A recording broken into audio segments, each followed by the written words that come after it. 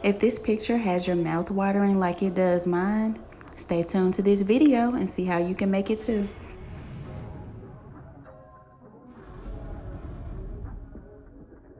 Hello everyone, I hope you all are having an amazing day today. Today my husband will be making some chicken drumsticks baked. First you want to start by heating 1 tablespoon of canola oil on medium-low heat. And then you'll take 1 tablespoon of onion powder, 1 tablespoon of garlic powder, 1 teaspoon of kosher salt, 1 tablespoon of Montreal chicken seasoning, 1 tablespoon of black pepper, and then 1 tablespoon of Creole seasoning. Here we have some freshly washed chicken legs in the plate just waiting. Now we are going to saute some bell pepper and onion mix in that canola oil that we heated up earlier. Now you see my husband being Salt Bae, sprinkling that seasoning on the chicken. Make sure everything is nice and good. This is Salt Bae in case you guys don't know.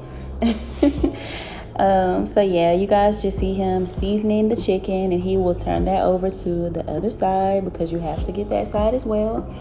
And he's just doing the same process of just sprinkling that seasoning on top of the chicken.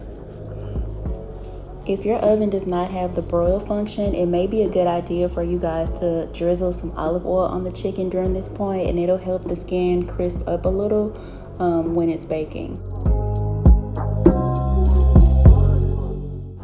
Once you've got all of your seasoning on the chicken, you just want to massage the chicken. Make sure you have every piece and every inch of that chicken coated with the seasoning so that every bite will have some flavor. So our vegetables are just about done sauteing. So now you guys will see us just take those vegetables and place half of them on the bottom of the pan just to make sure that the bottom of your chicken will have some flavor.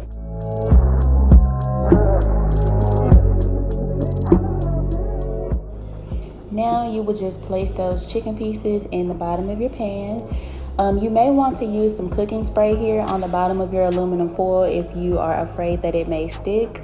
Or you can also add a little chicken broth or just a little water to the bottom of this just to make sure that it doesn't stick to the pan.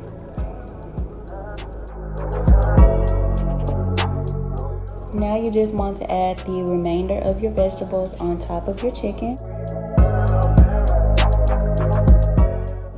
Now we are adding about 1 teaspoon of butter on top of each piece of chicken, and this is optional. This is just something that we like to do because we like the flavor of butter. So you don't have to do this option if you don't want to. Again, olive oil is a great alternative to butter and it's healthier. We like to cover our chicken with aluminum foil for the initial 15 minutes of the cooking process to trap that steam and to get more flavor into the chicken. So after cooking this chicken in the oven for 15 minutes on 375 degrees, we were just taking it out to check the progress of the chicken and to also flip the chicken to another side. I know y'all looking at this chicken like, why is that skin so soggy? That's what I said when he took it out the oven. But that's fine because we are going to place this chicken back in the oven uncovered on the bottom rack for an additional 20 minutes this time. And now it's looking a tad bit crispier, more delicious than it did at first. We did also place this chicken back in the oven and rebroiled it on high for 5 minutes just to get the browning and the crispy skin. This chicken looks so good, y'all. Let me know in the comments below how you guys like this recipe. And if you like this video, go ahead and subscribe to my channel for more content such as this. Have a great day.